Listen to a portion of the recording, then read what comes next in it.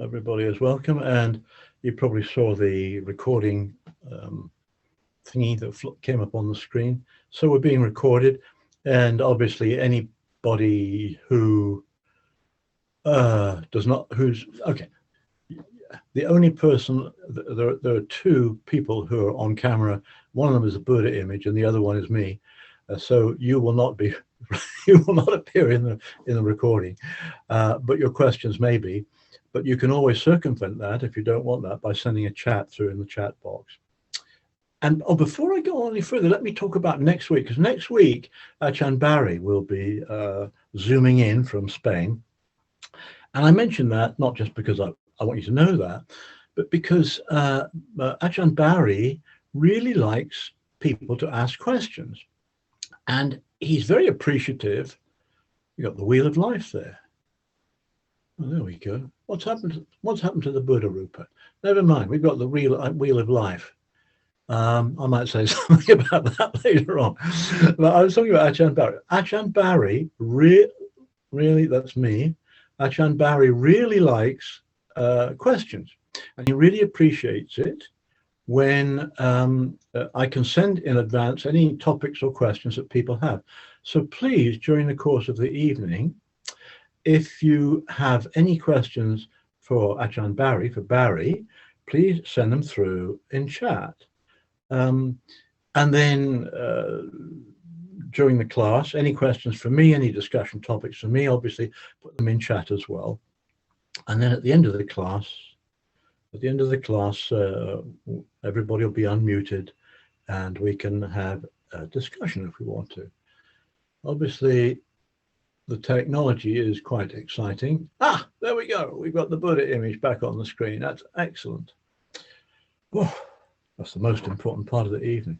So yes, if you're new to the class, what we'll do is obviously do a bit of sitting to begin with, and I may give a bit of guidance. Well, I will give a bit of guidance. I'll take a break after about 20 minutes or so, and I may give a bit of useful advice.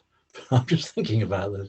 For once, I may give a useful tip, and then some more, and then at 25 to 8, something like that, we'll open everything up and unmute, and we can have a discussion. Oh, very good. So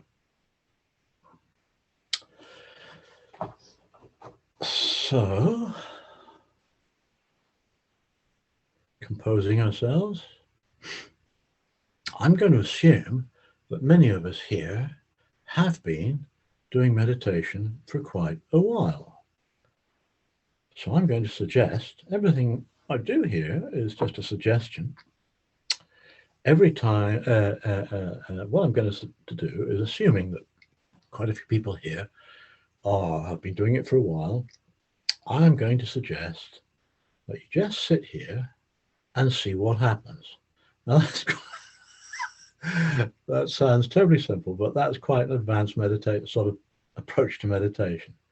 Everything else is subsumed in just noticing, just being aware of what happens. Isn't that interesting? That's very advanced. Just sit down and maybe close the eyes. When you say see what happens, I don't mean kind of looking around the place particularly, but you might see what happens in the sense of noticing the tendency to look around the place. Close the eyes, or half close the eyes, sit here, see what happens. And that's mindfulness practice, just noticing what's coming into the mind and going out of the mind. Observe it. Just attend to it for a moment. Don't hang on to it. It's like this. Just see what happens.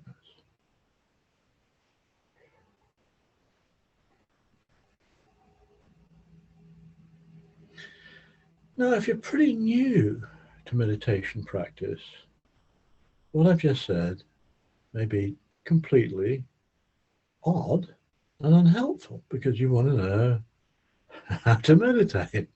And just sitting here and seeing what happens sounds a bit of an anticlimax, I suppose, even though that's the real deal.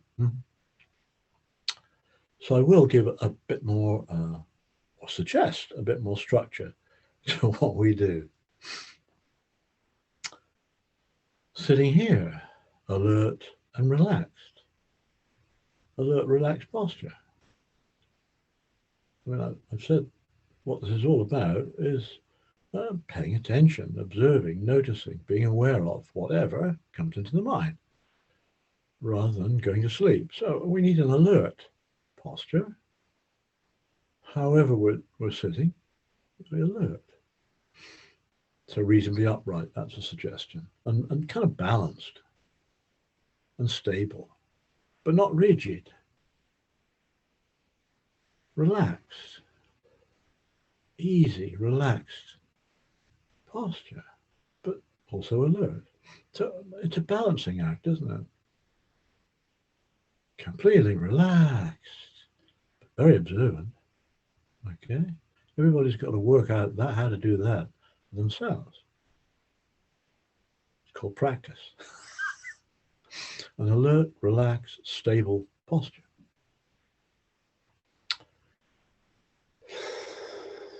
Pay a bit of attention to the body. Our textbook, as it were, is the Buddha's Satipatthana Sutta. 4 bases, foundations of mindfulness. And the first one is mindfulness of the body. Being aware of the body. How does the body feel? And this is not about opinions about the body. It's how the body feels. We've brought it along tonight. How does it feel?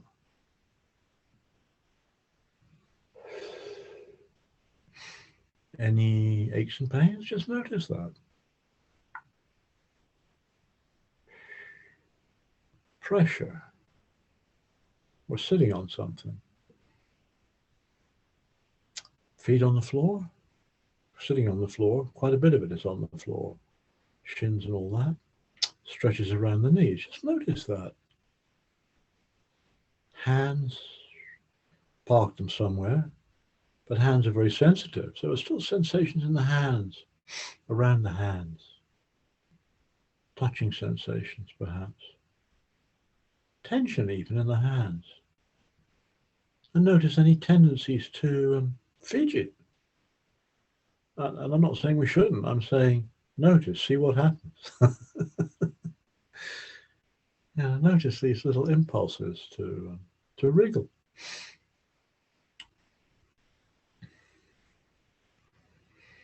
And notice the breath in the abdomen.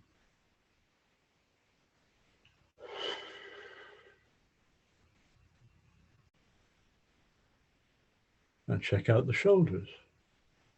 Any tension there? Relax if we'd like to, relax. Let go.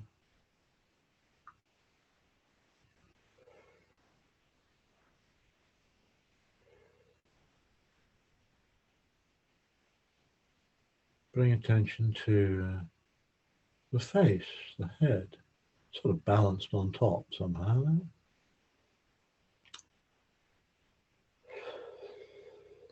Lips closed probably, but jaw not clamped shut, unless we want to, I suppose.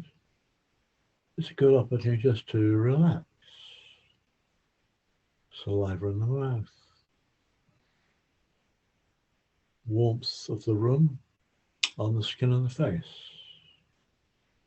Breath on the nostrils. Sensations around the eyes. If we're sitting with the eyes closed, eyelids touching. We're sitting with the eyelids half closed, all sorts of sensations around the eyes, aren't there? The sensations around seeing. That's interesting, isn't it? Seeing and feeling go together when we pay attention to it. Around the forehead. And to the scalp, any sensations. Top of the head. Nothing much there? Okay. And then just let the attention gently scan through, sweep through the body from top to toe. So back through the face, neck, shoulders, across the front of the body at the top, the collarbone. Well, that's a good thing for me to do because I'm often kind of collapsing forward, maybe over my desk or something. Open up a bit. Aware of the rib cage expanding and contracting as you breathe in and out. Our clothing, our shirt, our clothing touching the skin. The heartbeat, pick up the pulse.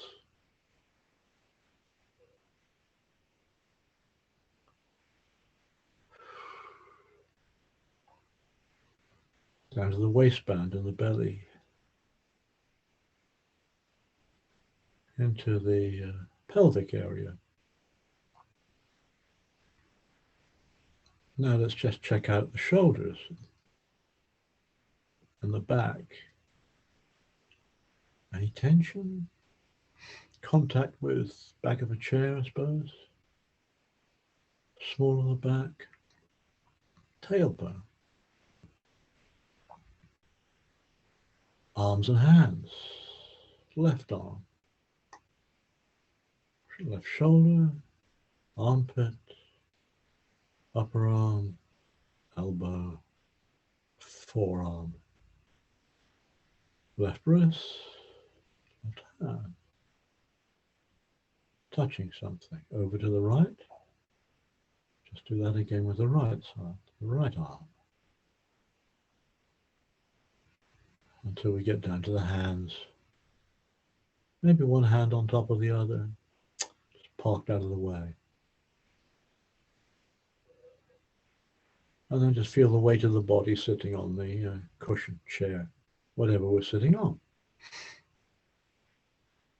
Contact, heaviness, the earth element.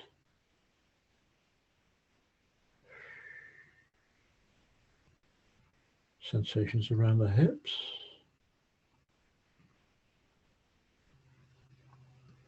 And then run the attention down the left leg. From the hip to the knee, kneecap, the back of the knee, lower leg, shin, calf, around the feet, sole of the feet, top of the feet. Same thing with the right leg, all the way down from the right hip, upper leg, knee. Just observing sensations. It's not, it should be any particular way, or maybe there's not much sensation. And while we're talking about the body, if we notice discomfort, well, we notice it. That's the first thing. And then perhaps we can make a decision as to whether it's something we should do something about, like change posture carefully, or just sit with it. So there's the body. A mass of sensations. There's some are stronger than others, aren't they? You know, we'd sort of notice a bit of a pain in the knee. We probably wouldn't notice an itch in the scalp, perhaps, so strongly. Ping, ping, ping, masses of physical sensations. And terminology like old, young, male, female haven't cropped up. Skin color, I don't know. I mean, I do know, but I've got to work on that. Just experiencing the body as it presents right now, a mass of sensations. And attention bobs around from one to the other, doesn't it? With saliva as the pressure sitting. And how's the mood? How's the mind this evening? And upbeat, downbeat, happy, sad, nothing special. open and expansive, or a bit obsessive, or rather busy. Just notice that. Notice it. So we're sitting down and we're having a good look at things as they present themselves in consciousness. Sitting down, seeing what happens. There's that sensation. There's that saliva in the mouth. There's that thought. Just notice, see what happens. That's it. That's it. Seeing what goes on in the body and the mind without any judgment at all. We're not trying to get anywhere particularly. But the magic thing is that when we sit in this way, often we do get a bit of peace of mind. We do get a bit of relaxation in the body. It's not like we've got to do it. Don't try and do that, for goodness sake. But that may be quite a pleasant byproduct of a few moments meditation. Things have quietened down. That tension in the body's eased. Fancy that. And notice that. A lot of us find a meditation object quite helpful because the tendency is to cling on to sensations, to cling on to thoughts and emotions. We all do that. This is part of our nature. To help us turn away from that, to let go of that, we use a meditation object. There are many. The Buddha recommends awareness of the breath, the ordinary breath. We can use a mantra. We can use a sensation of like rosary beads, mala beads. We can use the sound of silence. Probably others. But I'm going to assume probably most of us are tuning in to the rhythm of the breath, which is not the same thing as controlling it. The body knows perfectly well how it wants to breathe tonight. And we just sit down and see what happens.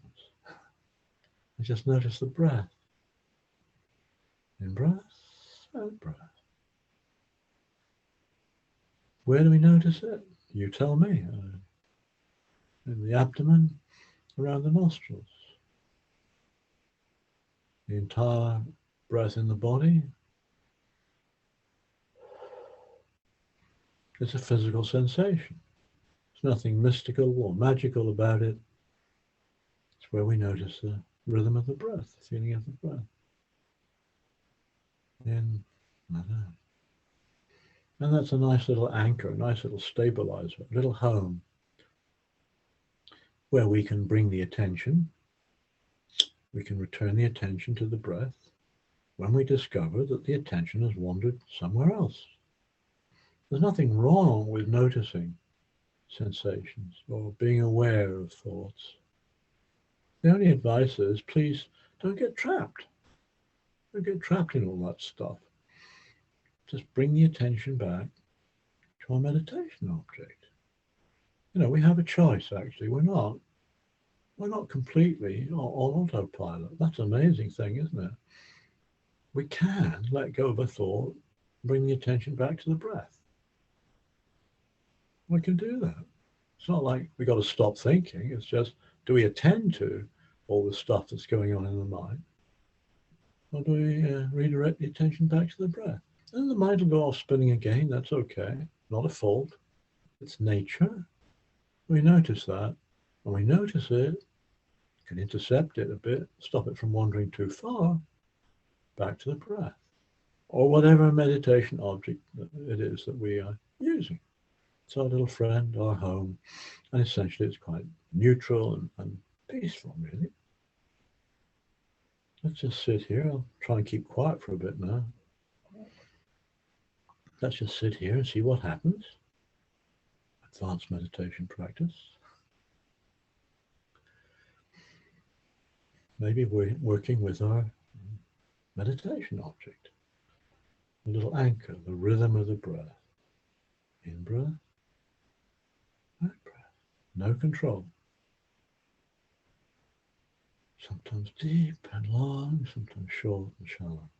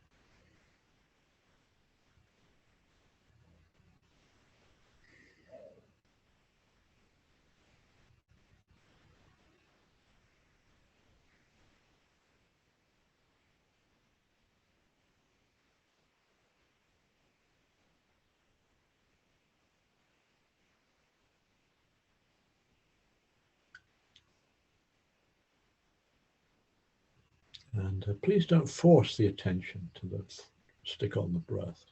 Don't grab hold of the breath. Just relax into the breath. This is not heavy-duty concentration in the usual sense. It's not, I've got to master the in-breath, master the out-breath. No. Just be aware of what it's like.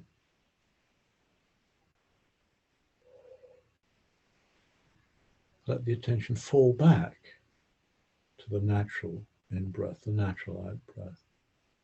When the attention has wandered, let go, relax, back to the sensation of the breath.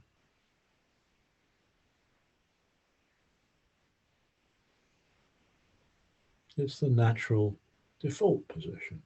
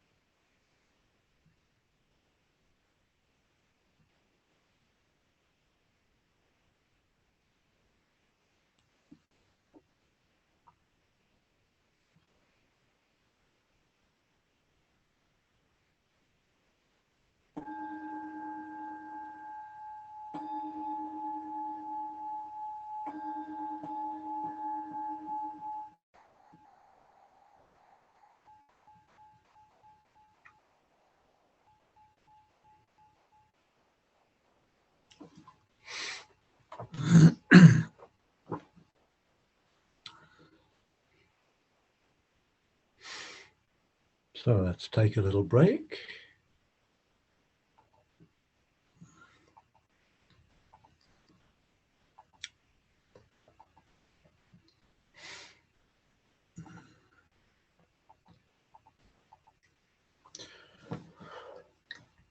Nobody's sent anything through in the chat box yet. Don't forget that's always open for business.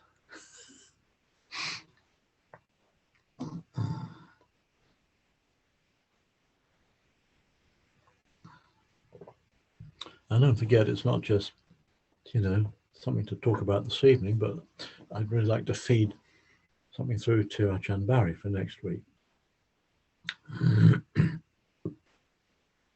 What I want to do actually is suggest a little practice, which I've found very helpful. So let's start with what this is all about. We'll just sit here and see what happens. This is a noticing practice, an awareness practice, just paying attention to what's coming in and out of the mind. That's really what all this is about. But, if only it was sort of that simple. Because when stuff happens, a feeling in the body, a thought, an emotion, sounds, whatever, everything becomes very sort of, or can become very complicated. And we go on to autopilot. Autopilot kind of kicks in. Habitual patterns of reaction and response kick in. And in Buddhism, this is what this thing called dependent origination is all about. If we're doing mindfulness practice from a secular point of view, they talk about coming off autopilot. And for me, at any rate, that's exactly the same thing as dependent origination. Never mind getting into the deeper stuff of what dependent origination is all about. That's for another day. But it's adding complexity to basically a simple practice. Because when stuff happens, sounds and sensations in the body, and thoughts and all the rest of it, we immediately go into this complicating mode. We like, we dislike, we judge stuff. Why is it happening? One thought leads to another thought. One thought leads to another thought, doesn't it? Okay. And so you can get, I don't know, or a thought. Supposing a physical sensation crops up, and if we're beginning to meditate, and if we're sitting on the floor, there are bound to be frankly unpleasant physical sensations until the body gets used to sitting that way. And then, but that's going to kick off a whole bunch of thinking, isn't it? Really, some of it might be helpful thinking. Maybe I should do some stretching exercises. So it may be unhelpful thinking, like I just haven't got the body to be a meditator. All sorts of errors of thinking there, like being a meditator is not very helpful in itself. but the way sensations lead to thoughts, or the way thoughts actually and emotions lead to feelings in the body. You sort of thinking unhappy thoughts, and your body goes all dull, or exciting thoughts come into the mind, and lots of energy starts pumping through the body. We tense up, or whatever it happens to be. And we react to sounds in all sorts of ways. So we just automatically click into autopilot, into a habitual response, as I say, of liking, disliking, judging, planning what to do about it, emoting in this way, that way, and all that. And the question is, well, are we stuck with that or not? Are we stuck on this wheel, this dependent origination lot and all that stuff? Or can we actually get a bit of space, a bit of peace, and actually come off autopilot for a moment, escape from the Tibetan wheel, which was the picture we had up on the screen here at the beginning of the class. And here's a little method, which I'm sure some of us do already. I don't think I've specifically mentioned it, but I will now. And I've just found it very helpful, so I want to pass this on. So the name of the game, the basis of the practice is just noticing, paying attention to what comes into consciousness, observing it. And then all the automatic stuff kicks in. How about slowing it down by noting, by making a little mental note of what's coming into the mind, briefly recording, briefly naming? And you say, well, how do we do that? Now, here again, let's have a bit of Buddhist, if you like, Buddhist theory. There are 6, I mentioned this 2 weeks ago. In Buddhism, there are 6, not 5 senses: seeing, hearing, smelling, tasting, physical sensations, and thinking. There are 6 senses. So why don't we take that structure, or whatever we want to call it, and do the following? So when a sensation, a bit of discomfort in the body, we just notice feeling, leave it there. Feeling, let go, back to the breath. The alternative is getting trapped in, what are we going to do about this feeling? Or I really like this sensation. Feeling, let go, back to the body. Or obviously thinking. When a thought comes into the mind, can we just notice thinking, back to the breath? It drives a little gap, a little wedge between the initial sensory impact, the thought or the sensation or the sound. And it's like, by naming it, by putting a name on it, by noting it, it's very honest noting. There's no judgment in it. It's a thought, it's a physical sensation, it's a smell, it's a taste, it's a physical sensation, or it's mental stuff. And by the way, we can amplify the mental stuff. It's a particular sort of, it's a memory, it's a plan. Once we do that, of course, we get into the realms of complication. So I'm all for just thinking. We don't want to go off on why am I doing this? What happens next? Should I, shouldn't I? If only, all that sort of stuff.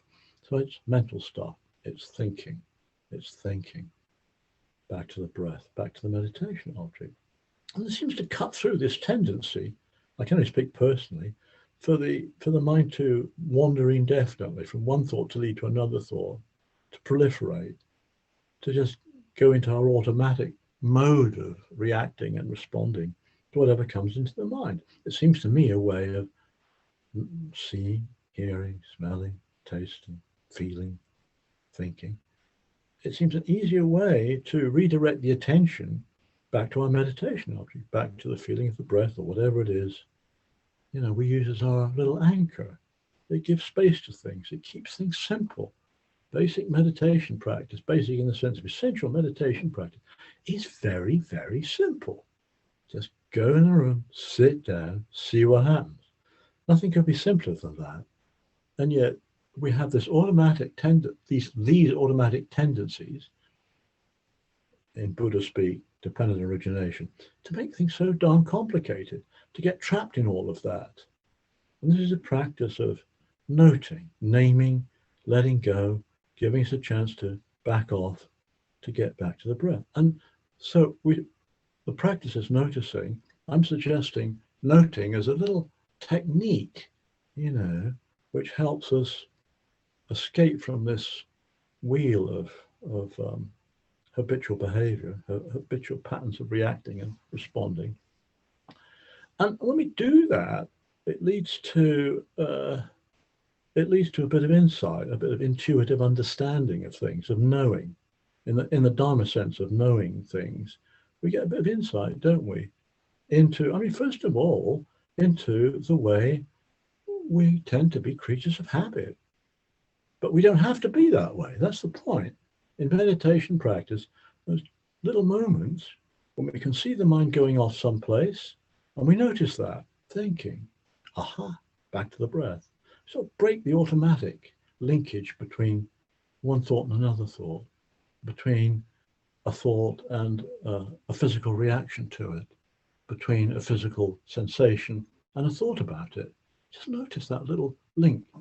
And so we can get a bit of liberation, actually, from these automatic tendencies. And we notice, in fact, that thoughts and feelings and all the rest of it, they're impermanent. They come and they go. If we let them go, they'll go. Maybe difficult, they come and they go. So we just notice these things, that we can come off. We sort of see impermanence right in front of us. If we're prepared to make the effort to notice and let go, to notice, to note and let go and point the attention back to the breath.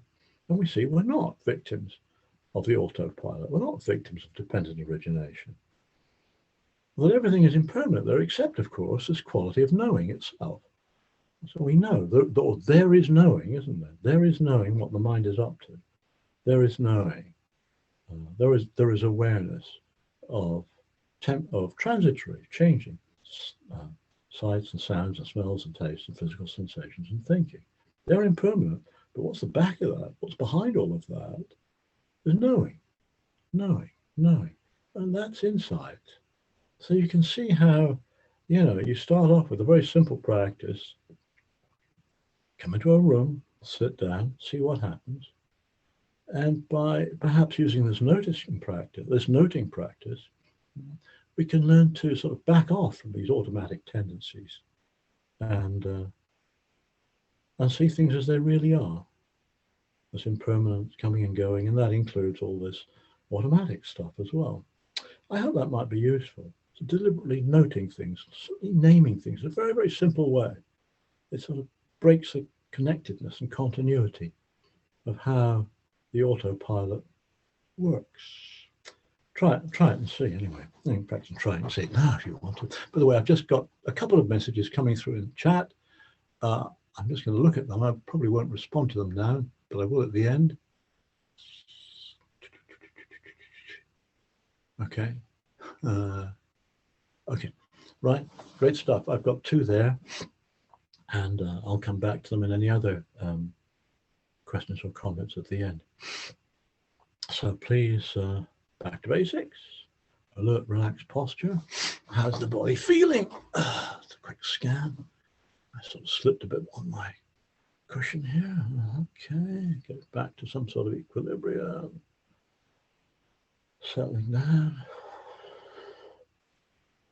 Noticing the breath. Feeling.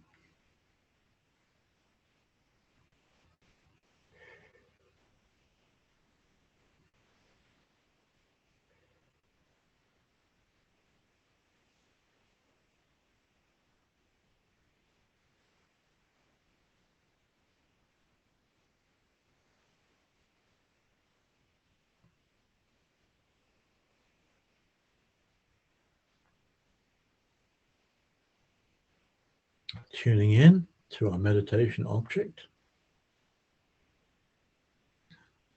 Breathing in, breathing out. Our mantra.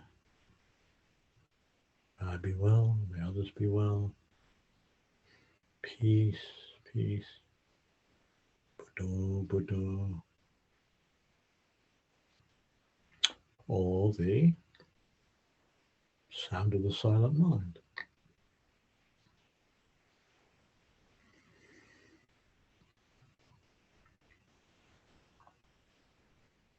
Then when we notice that there's a sensation in the body, we notice feeling, back to the breath.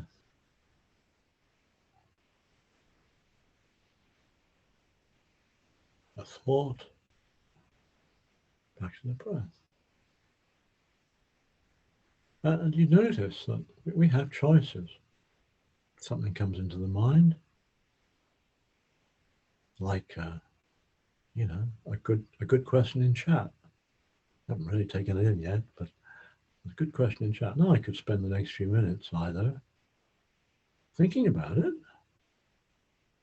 and I promise you I will think about it in due course, or I could just bring the attention back to the breath.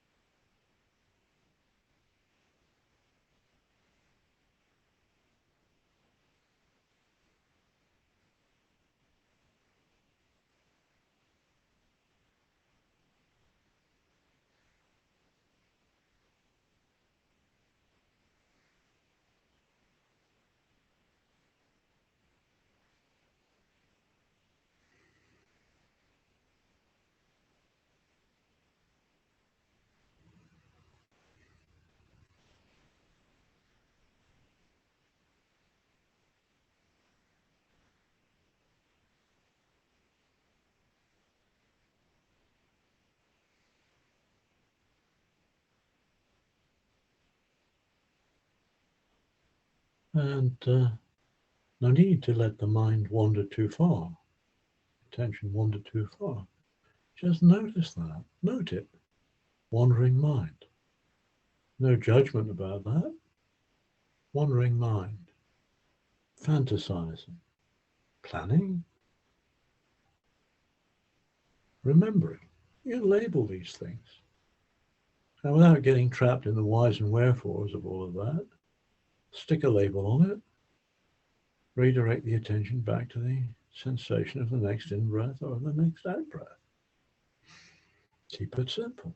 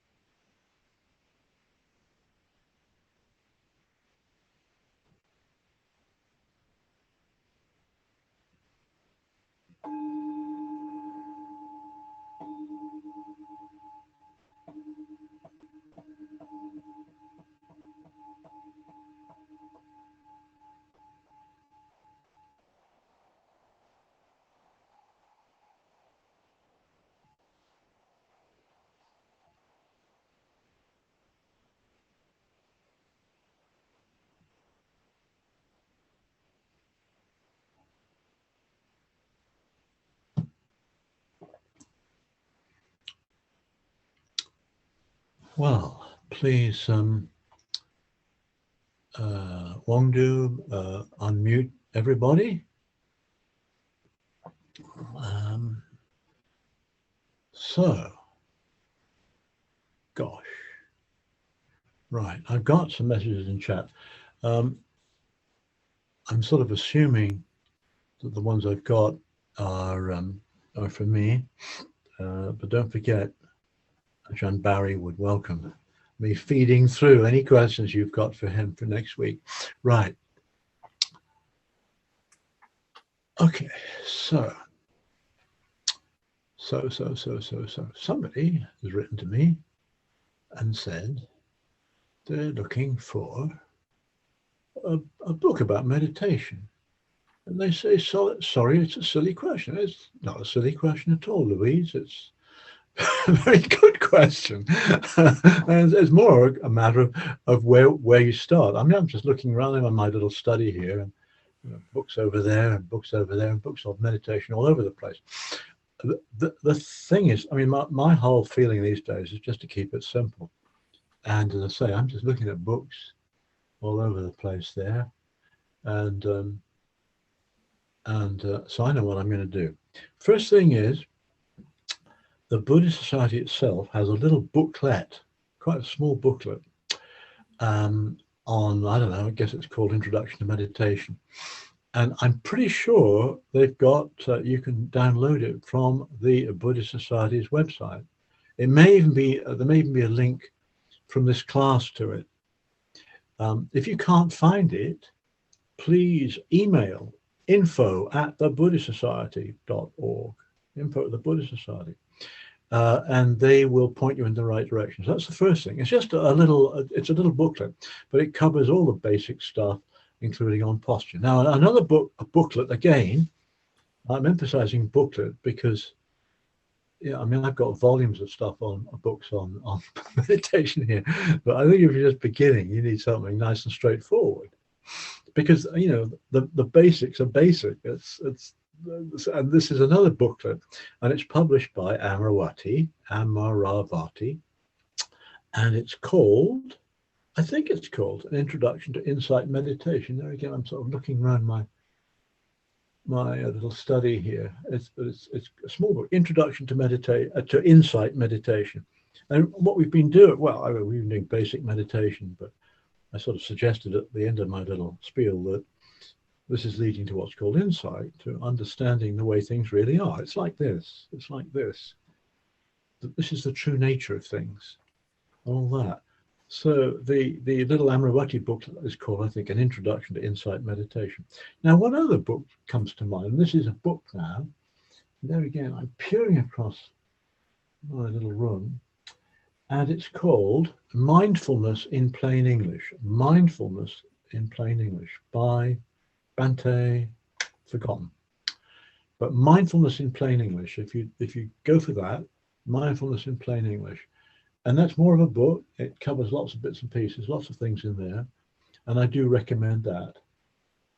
So there is a start, Louise, and I hope that helps. And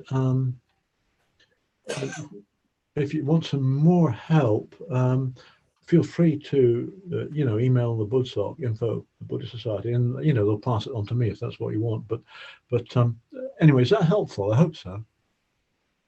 Now, hang on, let me just sort of get a handle on the technology here. Right, now the next question that's come through in chat.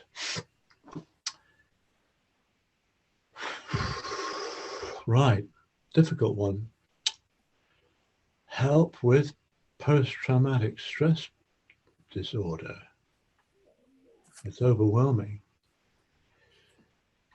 Is there historical inner body trauma that there is a way in Buddhism to release it, please? Look, the first thing I want to make really, really clear is when one has problems of this sort, or depression, or all sorts of other things, you really ought to get professional help.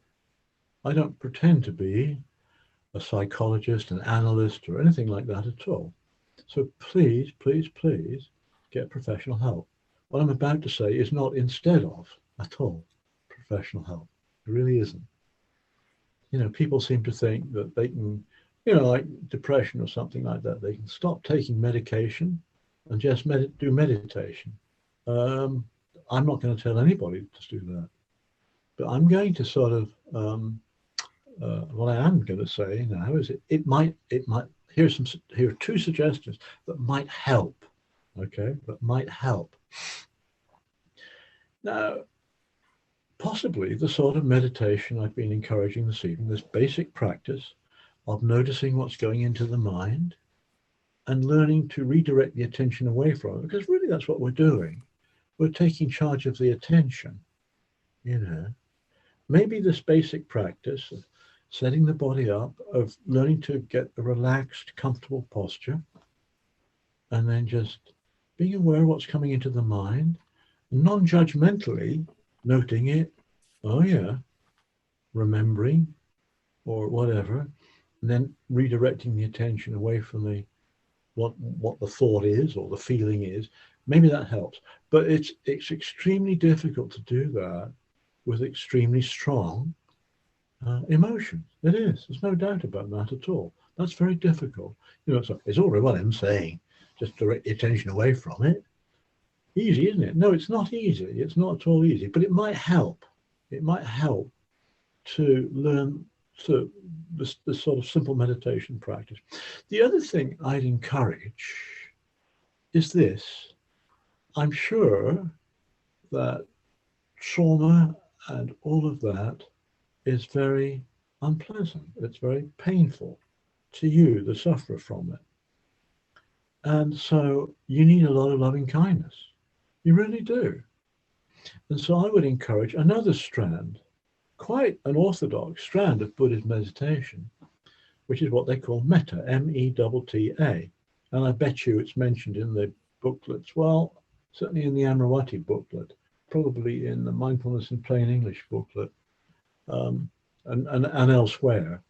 There again, I've got loads of books on it somewhere lurking here. But it's practice of developing goodwill, compassion towards oneself, a suffering being. Right? We need all the help we can get, all the loving kindness we can get from other people, including professional help. Right? But maybe we can do it ourselves to some extent, not instead of, right, but as well as. So the practice, and I once in a while, I'm very happy to do it in class, in these classes. Well, gosh, I could talk for hours about this, and now's not the time to do it. But one reflects on one's own good qualities, first of all. Yeah, one reflects on one's own good qualities. And one wishes oneself, may I be free from suffering, for example. I'll be free from all stress and anxiety. There's a heartfelt wish. It's perfectly genuine, so we bring it to mind. You know, we're good. We remind ourselves that we're good people. We remind ourselves that we're hurt, and we wish ourselves healing. May I be well. But it's very easy, isn't it, to sort of think, well, there's this pain I've got, and I shouldn't have it. You know, that compounds it, really. I mean, there's this trauma, there's this pain, whatever it is in my head, and there's something wrong with me for having it. Well, may I be well. May I be free from suffering. And then maybe expanding this wish to other beings. It's a lovely practice when you get the hang of it, because one can bring to mind, in the first instance, people you really feel good about, you care about, you love, you like, people who've done us good deeds in the past, people who've helped us. You can wish them good things as well. And this is really quite a profound practice. This is not easy peasy stuff. Meditation isn't often easy peasy stuff. It's quite difficult. But I'd certainly recommend that sort of approach to self-compassion, self-care, self-love for anybody who's really having a particularly bad time. So we need all the help we can get. But please don't think I'm saying don't get professional help. I hope this may have helped a little bit, actually. I hope that's helped a little bit. You know, it's like one can talk more sensibly, I think, about emotional stuff that one has experienced oneself. And post-traumatic stress and all that is something which I'm very grateful that I have not had to experience myself. Let me go on to the next thought. It would be good to hear Barry's thoughts on doubt. Okay. I'm going to make a little mental note of this.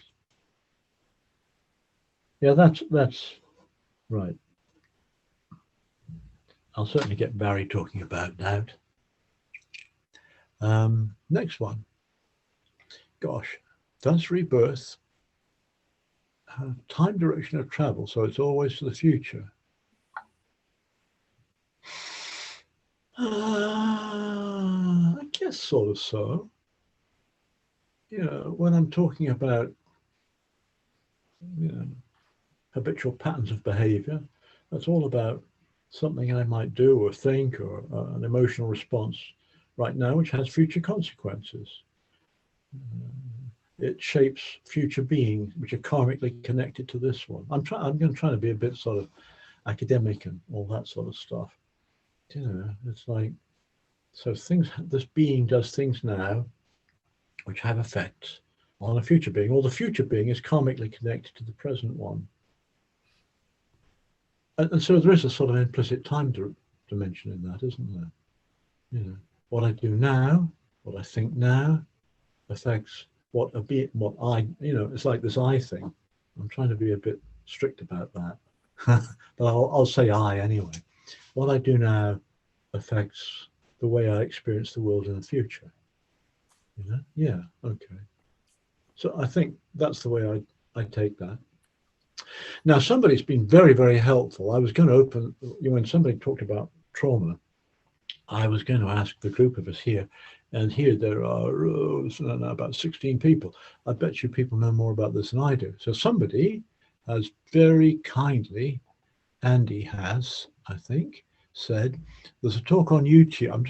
I don't know whether you can see these chats or not. I mean, the technology is something which is beyond me.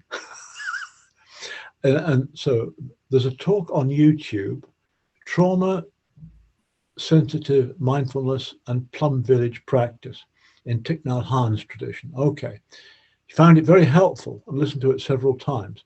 So that's a great one. You go to YouTube and Trauma Sensitive Mindfulness and Plum Village Practice. Don't worry about the Plum Village Practice bit. This refers to a very, very fine a Vietnamese Zen, whatever, teacher, very fine man. I've sat a retreat with him once, and he's written lots of stuff and given lots of good talks, and he's thoroughly super. And so Thich Nhat Hanh, T-H-I-C, well, just go for this title, Trauma Sensitive Mindfulness and Plum Village Practice, Plum Village Practice. Try that. Thank you very much for letting me know that, Andy. Okay, and this is coming back to me on the trauma stuff. I've been on the waiting list for 4 years, right? My career, and that has now been taken from me. Thank you for your kind comments. Look, you just be kind to yourself is my advice, really. I mean, I'm glad you got anything out of this at all. So keep up the good work and the good work. I can imagine, you see, that. I mean, I know that when people sometimes get into meditation, all sorts of things crop up from the past that have just been kind of lurking there, and we've been just ignoring them or suppressing them or whatever. And then you go into a quiet space. I'm thinking of a retreat situation rather than you know, an hour at the Buddhist Society, but the same story holds. You know, you go on retreat, everything sort of settles down, and that gives an opportunity for all sorts of stuff to emerge that have not been there. You know, this reminds me of something I would have said if I was giving this talk on Halloween. You know, it's all about ghosts. It's all about ghosts, isn't it? You know, you ask, do Buddhists believe in ghosts and haunting? And it's like, well, you know, if a ghost walks through my door over there right now, I believe in ghosts. I've got an open mind on that. But I don't have any personal evidence of that at all, right? But what I do know are the ghosts which haunt us all, you know, in the depths of the night, or, you know, when we're sitting in meditation sometimes. All sorts of stuff comes up into the mind. does. And you know, it's like the sort of cold, well, not the cold turkey approach, but they had their life. There's that ghost again. It doesn't feel great. It comes and it goes. And the important thing to remember, it comes and it goes, you see. I mean, my experience of unpleasant mental states is that they're very unpleasant at the time, but they're not there the whole time. They might come back. You know, they might come back, but they go. So, you know, that's an important reflection. You know, these mental states, these memories come and go. They're not there the whole time, but they will come back again. And the other thing is, the important thing is this business about how you can sort of is practicing loving kindness for oneself, and maybe sometimes for the ghost as well. So the ghost is nothing to do with emotional overwhelming. No, I'm just using the ghost as an analogy. That's all. It's like it's something from the past which causes overwhelming emotional reaction. Yes, it is. You're absolutely right. But I mean, you know, it's like calling it the ghost is not as it's just a way of thinking about stuff that comes into our lives from the past. That's all. That's all. So, but lots and it's a physical reaction. Exactly, it's a physical reaction, and that's quite interesting too, from the point of view of meditation practice, isn't it? Because you've very wisely pointed out that these sorts of emotional horrors have a physical side as well. One thing I've learned from meditation practice is this connection between mind and body. And what goes on in my mind, including memories and all the rest of it, affect how I feel in the body. So I encourage myself and other people to be as aware of the physical side of emotional stuff as the mental side. And my particular speciality, actually, is sort of anxiety and all of that, because you know, once upon a time I could get very anxious about all sorts of things. I used to take on all sorts of commitments, which realistically I couldn't keep. You know, deadline upon deadline upon deadline, and maybe there was no logical solution to that. You try and figure it out, juggle around with it. Nah, you know. So, but what I could be aware of is anxiety in the guts. It's called butterflies in the stomach. So I'd sit meditation. It was quite interesting because I'd done a bit of meditation before all this cropped up. But, you know, you'd sit meditation and the anxiety, the problem itself would still be, you know, on the other side of the door. But I mean, metaphorically speaking, but I mean, it would manifest as butterflies in the stomach. Now I can sit with stomachache. I can sit with stomachache. Then you just notice how one's disengaging with all the mental stuff. I'm not trying to figure it out. It just feels like this. It feels like this. So I'm not compounding anything on the mental stuff. It's it feels like this. You sit with that. And I remember very clearly a phase of doing this, and all the mental angst began to dissipate, and instead I discovered I'd got an ulcer in my stomach. Funny old world, isn't it, really? But it's very interesting to be aware of the physical manifestation of emotional states, I think. And that's very true of things like anger as well.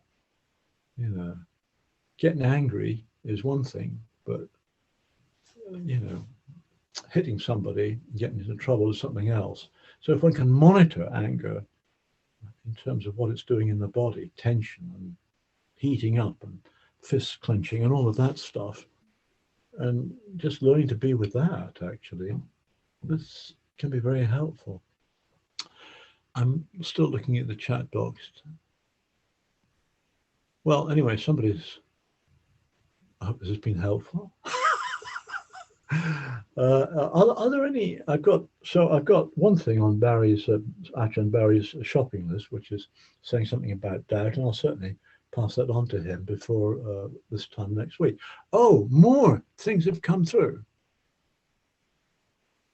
Yeah, Barbara sent something through here. Thanks, Barbara. This is the path of deathless meditation teaching of Ajahn Subhaddo. And anything by Ajahn Subhaddo is it's like he's maybe the person to whom I owe most. A very fine teacher. But yes, anything by Ajahn Subhaddo like that will be helpful. There's another book which I can see on my bookshelf, which I read, which is probably Ajahn Subhaddo's bestseller. Bestseller is in quotation marks because all his books actually are free. That's as simple as that. And this is called "Don't Take Your Life Personally." Don't take your life personally. And that's just brilliant book. Don't take your life personally. Let's think about that. But don't just think about it. Get the book. So thank you for all your helpful suggestions to me. It's getting on for 8 o'clock. It's been nice to be here with you. As I say, next week it's Ajahn Barry. I'll save my introduction to Ajahn Barry to next week, but he's been on the scene a long time, done a lot of meditation practice in different traditions. And do come back, and in between times, I think the message from tonight is do take care of yourselves, do look after yourselves, and remind yourselves that good people deserve good things. And everybody here tonight is a good person. We're all kind of doing something quite remarkable, which is this meditation practice, trying to sort of get our lives together and all that. This is good stuff. And we wish ourselves all the very best to take care of ourselves, and as well as other people. Okay. So thank you again for coming. Have a good evening, and I shall be here next week along with Ajahn Barry. I look forward to seeing you there. Take care. Oh, and thanks to Wongdu for pulling all the IT strings this evening. Thank you, Wongdu. Have a good evening, everybody. Bye-bye.